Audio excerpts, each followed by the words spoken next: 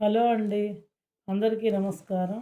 ఇప్పుడు మనం ఒక ప్రముఖమైనటువంటి వైష్ణవ క్షేత్రాన్ని గురించి తెలుసుకుందాం అనమాట. అంటే ఆ క్షేత్రంలో జరిగేటువంటి ఆచారాల్ని, ఆ సంప్రదాయాన్ని గురించి కొన్ని విశేషాల్ని మనం ఈనాటి వీడియోలో తెలుసుకుందాం అనమాట. మాకు మామూలుగా చార్ధామ్ యాత్ర అంటే మనం ఏమనుకుంటాం? కేదారు, బదరి, గంగోత్రి, యమునోత్రి అనుకుంటాం అనమాట. కానీ అసలు పెద్ద చార్ధామ్ యాత్ర అనేది ఒకటుందండి. దీనినే అఖిల భారతీయ లేదా ప్రధాన చార్ధామ్ అని కూడా అంటారు. అంటే మన భారతదేశంలో ఉండేటువంటి 4 దిక్కుల్లో ఉన్నటువంటి అత్యంత పవిత్రమైనటువంటి 4 పుణ్యక్షేత్రాలని గనుక దర్శించినట్లయితే అంటే ఆ పుణ్యక్షేత్రాలు దర్శించేటప్పుడు ఆ మార్గంలో ఉండే దేవాలయాలన్నింటిని చూసుకుంటూ వెళ్తాం గదా! దానినే పెద్ద చార్ధామ్ యాత్ర అంటారనమాట. అవేంది అంటే ఉత్తరాన బద్రీనాథ్ అనమాట. అదేవిధంగా పశ్చిమాన ద్వారక, తూర్పున పూరి, దక్షిణాన రామేశ్వరం అనమాట. ఈ ప్రదేశాలని గనక మనం చూసినట్లయితే దీనిని పెద్ద చార్ధామ్ యాత్రగా పరిగణిస్తారనమాట. అంటే భారతదేశంలో మొత్తం భారతదేశం మొత్తం కూడా దీంట్లో కవర్ అయ్యి ఉంటుంది. 4 దిక్కులు 4 క్షేత్రాలు ప్రముఖమైనటువంటి క్షేత్రాలనమాట. కాబట్టి ఈ 4 దిక్కులకు గనక మనం ప్రయాణం చేసి దేవాలయాలను సందర్శించినట్లయితే మొత్తం పెద్ద చార్ధామ్ యాత్ర పూర్తి చేసినట్టమాట. ఆ పెద్ద చార్ధామ్ యాత్రలోనే అవి తూర్పున ఉండేటువంటి జగన్నాథ స్వామి, పూరి జగన్నాథ స్వామిని గురించి సంబంధించినటువంటి కొన్ని విశేషాలని మనం ఈరోజు తెలుసుకుందాం అనమాట. ఈ ఆలయం అంతా కూడా ఒక ప్రత్యేకతేనండి. అసలు ఆలయంలో ప్రతి ఆచారం ప్రతిదీ కూడా ఒక స్పెషల్గా ఉంటుంది. మిగతా దేవాలయాలకి భిన్నంగా ఉంటుందన్నమాట.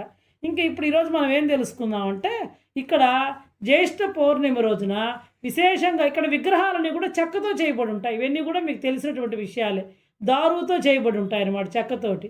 కాబట్టి ఇక్కడ ప్రతి జ్యేష్ఠ పౌర్ణమికి విశేషమైనటువంటి స్నానాన్ని నిర్వహిస్తారనమాట. ఆ స్నానం నిర్వహించినప్పుడు ఈ జగన్నాథ స్వామికి జ్వరం వస్తుందన్నమాట. ఆ జ్వరం వచ్చినప్పుడు ఆలయంలో జరిగేది ఏం జరుగుతుంది, దర్శనం ఉంటుందా ఉండదా, చాలామందికి కూడా తెలియదు అనమాట. దానికి సంబంధించిన విశేషాలను ఈరోజు నేను మీకు తెలియజేస్తాను. అసలు నిజంగానే జగన్నాథ స్వామికి జ్వరం వస్తుందా అనేటువంటిది విషయాలు మనం తెలుసుకుందాం. ఒరిస్సాలో ఉండేటువంటి ఒరిస్సా రాష్ట్రం అనమాట. పూరి జగన్నాథ ఆలయం ప్రపంచ ప్రసిద్ధి చెందినటువంటి వైష్ణవ క్షేత్రాల్లో ఒకటనమాట. అద్భుతమైనటువంటి క్షేత్రం. ఈ ఆలయంలో జరిగేటువంటి ప్రతి ఆచారం కూడా ఎంతో విశిష్టమైంది.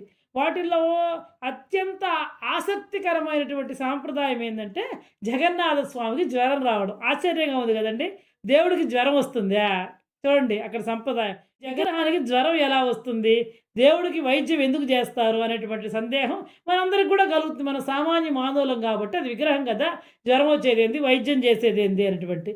అయితే ఈ ఆచారం వెనక ఎంతో గొప్ప ఒక ఆధ్యాత్మిక భావన ఉందన్నమాట. దానికి సంబంధించినటువంటి విషయం ఏంటి అంటే ఈ జ్యేష్ఠ మాసంలో వచ్చేటువంటి పౌర్ణిమ చాలా విశేషమైనటువంటి పౌర్ణిమ. ప్రముఖ వైష్ణవ క్షేత్రాలన్నింటిలో కూడా ఈ జ్యేష్ఠాభిషేకాలు అని చెప్పి విశేషంగా కూడా నిర్వహిస్తూ ఉంటారు. అదేవిధంగా చార్ధామ్ యాత్రలో భాగమైనటువంటి ఈ పూరి జగన్నాథ స్వామి ఆలయంలో కూడా ప్రతి సంవత్సరం జ్యేష్ఠ పౌర్ణమి రోజున జరిగేటువంటి దాన్ని స్నాన పౌర్ణమి అంటారు. విశేషంగా స్నానాన్ని నిర్వహిస్తారనమాట, అభిషేకం చేస్తారు. సందర్భంగా జగన్నాథ స్వామి, బలభద్రుడు, సుభద్రమ్మ వారికి 108 పవిత్ర కలశాలతోటి అభిషేకం నిర్వహిస్తారనమాట. అక్కడే బంగారు బావిల నుంచి తెచ్చి 108 పవిత్ర నదీ జలాలతోటి, పవిత్ర కలశాలతో నింపినటువంటి వాటితోటి ఆయనకి విశేషంగా అభిషేకం చేస్తారు. విడప్పుడు అక్కడ స్వామికి అభిషేకం ఉండదు. ఈ జ్యేష్ఠ పౌర్ణమి రోజు మాత్రమే విశేషంగా అభిషేకం చేస్తారు. ఎందుకంటే అవి చెక్కతో చేసినటువంటి విగ్రహాలు కదా. మామూలుగా ఏ ఆలయాల్లోనైనా ఉత్సవ విగ్రహాలకు అభిషేకం చేస్తారు. కానీ ఇక్కడ మాత్రం మూల విరాటులను తెచ్చే ఒక స్నానపు గద్దె మీద కూర్చోబెట్టి అభిషేకం నిర్వహిస్తారనమాట. ఈ మహాస్నానం అనంతరం స్వామివారికి, ఎందుకంటే అన్ని 108 బిందెలు పోస్తారు కదా. ఇక్కడ చూడండి, ఆయన భార్యతో ఉండడు, ఎవరితో ఉంటాడు, అన్నా చెల్లెలతో కలిసి ఉంటాడు అనమాట జగన్నాథ స్వామి. కాబట్టి ఈ మహాస్నానం అయిపోయిన తర్వాత స్వామివారికి జ్వరం వచ్చినట్లుగా భావిస్తారనమాట. ఎందుకంటే మనం కూడా చూడండి, ఒక్కోసారి ఎక్కువగా స్నానం చేస్తారు, కొన్ని మునిగామనుకోండి, మన పెద్దవాళ్ళు కూడా చెప్తుంటారు, నీళ్ళతో నాడవాకంటారా, జలుబు జ్వరం వస్తుందని. ఇది భక్తుల పట్ల భగవంతునికి భగవంతుని మనందరం ఆయన భక్తులం కదా, బిడ్డలం కదా. కాబట్టి మన పట్ల ఆయనకుండేటువంటి మానవత్వాన్ని ప్రతిబింబించే ఆచారంగా పరిగణించబడుతున్నమాట. ఎందుకంటే ఇంకా ఎండలు పోయి కొంచెం వర్షాలు పడుతూ ఉంటాయి. ఇంతటి నీళ్లు పోసి అభిషేకం చేయడం వల్ల ఆయన కూడా సామాన్య మానవులకు ఎలా అయితే జలుబు, జ్వరం వస్తుందో ఆయన కూడా తన భక్తుల పట్ల తన యొక్క మానవతా దృక్పథాలను చాటుకుంటూ ఆయనకు కూడా జలుబు వచ్చినట్టుగా, జ్వరం వచ్చినట్టుగా ఒక ఆచారంగా ఏర్పాటు చేయడం జరిగింది. పురాణం ప్రకారం ఇంకోటేంటంటే ఒక మాధవ స్వామి అనేటువంటి భక్తుడు ఉండేవాడు. ఆయనకు తీవ్రమైనటువంటి అనారోగ్యం వస్తుందనమాట.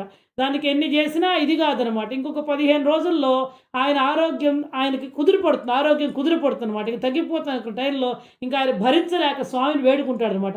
అప్పుడు స్వామి ఆ 15 రోజుల పాటు కూడా, అంటే జ్యేష్ఠ పౌర్ణమి నుంచి అమావాస్య దాకా 15 రోజులు ఆ భక్తుడి యొక్క ఆయన యొక్క జబ్బుని ఈయన స్వీకరించి ఈయనకు ఆరోగ్యం బాగలేనట్లుగా ఒక విశ్రాంతి మందిరంలో విశ్రాంతి తీసుకుంటాడు. ఎప్పుడైతే స్వామి ఆయన యొక్క జబ్బుని తీసుకున్నాడో ఆయనకు నయమైంది అని చెప్పేసి పురాణం ప్రకారం మనకు తెలుస్తుందన్నమాట. అంటే దీన్ని బట్టి భక్తుల పట్ల, ఆయన యొక్క భక్తుల పట్ల ఎంత అపారమైనటువంటి దయార్ద్ర హృదయాన్ని ఆయన కలిగి ఉంటాడో మనకి అర్థమవుతుందన్నమాట. కాబట్టి ఈ స్నానం అయిన తర్వాత ఆయన 15 రోజులు విశ్రాంతి తీసుకుంటాడు. దాన్ని ఏమంటారంటే అనవాసర కాలం అంటారనమాట. అనవాసర కాలం అంటే ఏంటంటే ఈ స్నానోత్సవం అనంతరం సుమారు 15 రోజుల పాటు స్వామివారిని భక్తులకు దర్శనానికి అందుబాటులో ఉంచరు. ఎందుకంటే అక్కడ మూల విరాట్లకే అభిషేకం చేస్తారు. కాబట్టి ఆ మూల విరాట్లకే జ్వరం వచ్చింది కాబట్టి దర్శనం ఉండదన్నమాట ఈ 15 రోజులు కూడా. ఇంకా ఈ కాలాన్నే అనవాసర కాలం అని పిలుస్తారనమాట. ఈ సమయంలో ఏంటంటే ఆలయం తలుపులు మూసేసి ఉంటాయి. తీసుకెళ్ళి ఒక విశ్రాంతి మందిరంలో వాళ్ళ ముగ్గురిని పెడతారనమాట. ఈ సమయంలో స్వామివారికి ఆయుర్వేద ఔషధాలు సమర్పించడం, మనం కూడా బాగాలేతే మందులు ఎట్లా తీసుకుంటాం అట్లే పళ్ళరస నైవేద్యాలు అవేముండవు అనమాట ఈ 15 రోజులు స్వామివారికి. అసలు స్వామివారి ఆలయం క్లోజ్ చేసి ఉంటుంది. పక్కన ఉత్సవ విగ్రహాలు కాదు కదా, మామూలుగా మూల విరాట్లే కదా అవి. వాళ్ళందరూ విశ్రాంతి తీసుకుంటూ ఉంటారు. కాబట్టి నైవేద్యం ఉండదు, ఏముండదు. ఆయనకి కేవలం రాజవైద్యులు మాత్రమే వెళ్ళి చూసి వస్తూ ఉంటారు అనమాట. దాని ఔషధ మూలికలు, ఆయుర్వేద ఇవి పళ్ళ రసాలు ఇలాంటివి మాత్రమే, పథ్యానికి సంబంధించినటువంటి ఆహార పదార్థాలు మాత్రమే ఆయనకి ఇచ్చి విశ్రాంతి కల్పించడం వంటి సేవలు నిర్వహిస్తారనమాట.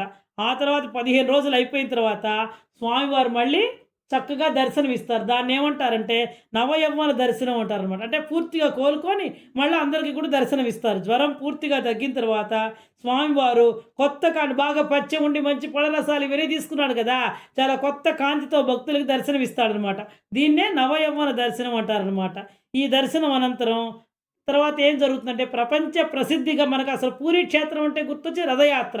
కాబట్టి ఈ నవయవన దర్శనం తర్వాత ప్రపంచ ప్రసిద్ధిగాంచినటువంటి జగన్నాథ రథయాత్ర అనేటువంటిది ప్రారంభమవుతుంది. లక్షలాది మంది భక్తులు కూడా ఈ మహోత్సవంలో పాల్గొంటారనమాట. కాబట్టి చూడండి, ఈ జగన్నాథ స్వామి కేవలం పూజలు అందుకునే దేవుడే కాదు.